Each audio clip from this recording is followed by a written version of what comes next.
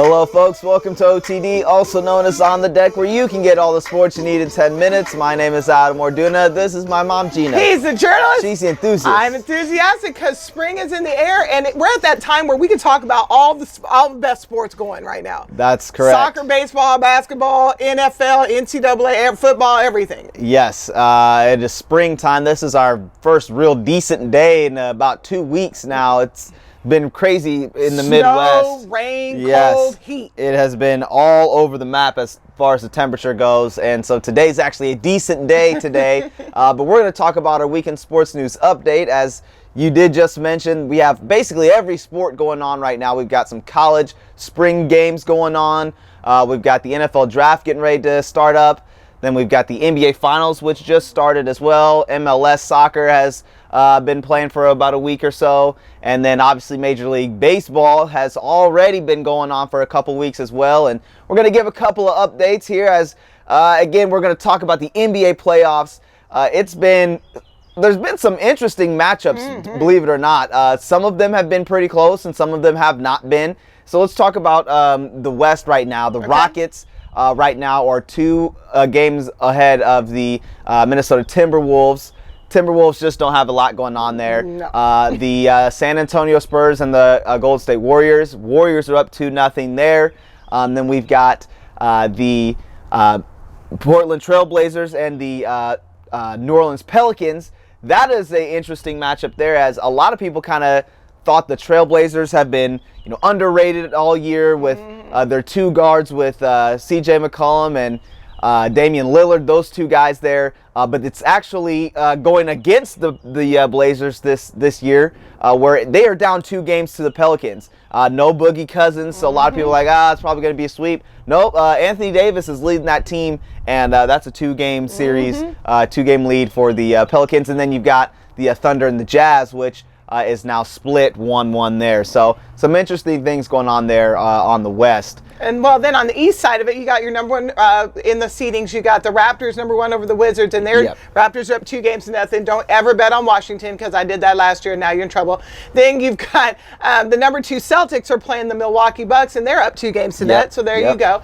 Then the number 3 76ers and the Heat. This was one everybody was calling the 76ers to sweep the Heat or gentleman's sweep. They split 1-1. They did. That means the Heat got them at home. And then of course 4 and 5 the Cavaliers and Pacers. Shocker. Really, literally, because I'm the one that was up here bashing the Pacers. They split 1-1, and that the Cavaliers had to pull one out of their behind last night to just get it to 1-1 and losing. Now they're going on the road and have to play Indiana at Indiana. So it's been heated up. I think we need to pause and say that last night we all got the sad news that Greg Popovich's wife passed away. She'd been battling a long-term illness. They haven't given a lot of details, so we want to respect their privacy. But Popovich is one of these men of just great character. He has women on his coaching staff. He has a woman on there, and I'm not talking about bringing water. I'm talking about actual coaching. He's someone that speaks out for social justice issues. He's someone who has taken on everybody from President Trump to supporting the people taking a knee.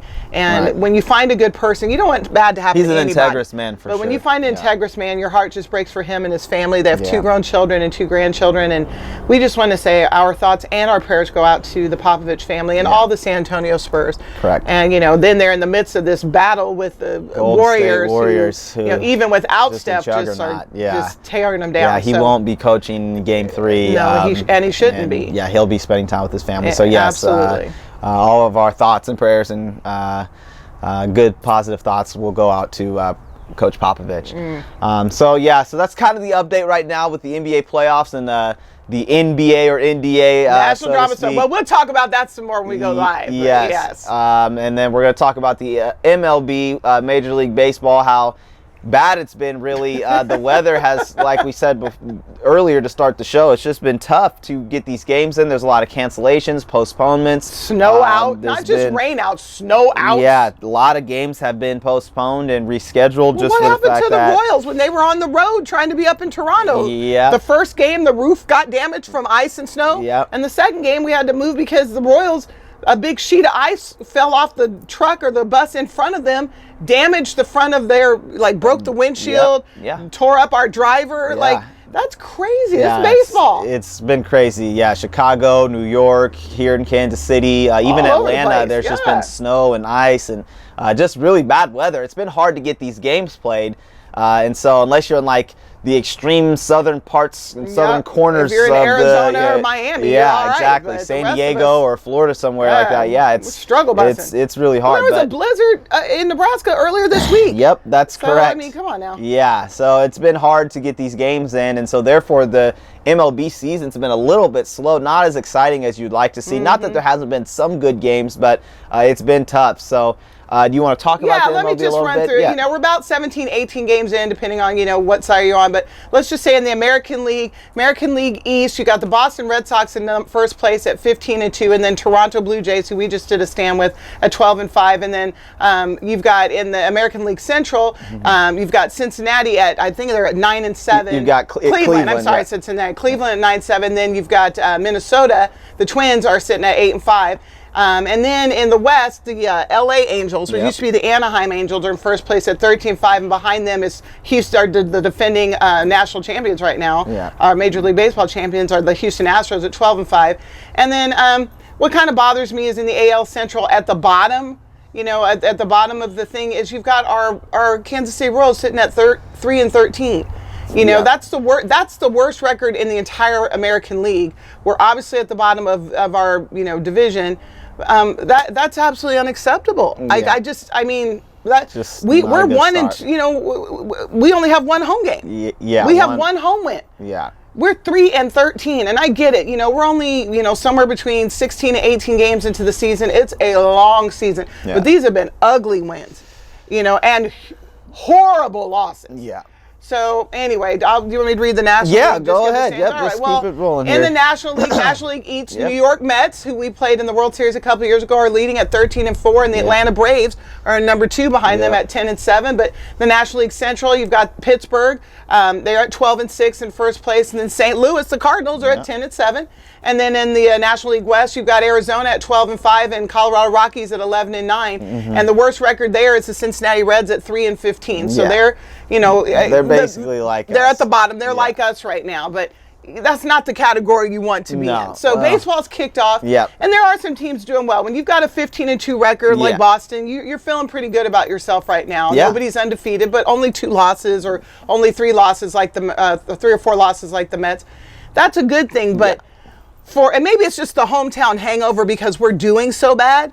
It just doesn't feel good. It hasn't felt like spring. It's been a slow start due to the weather, and we just haven't, Royal speaking, have not done very well to start the season, and so it's a little hard to get into right now. But the pitching just has to get better for the Royals. That's really the biggest downfall. The bats have been hot. People are getting on base.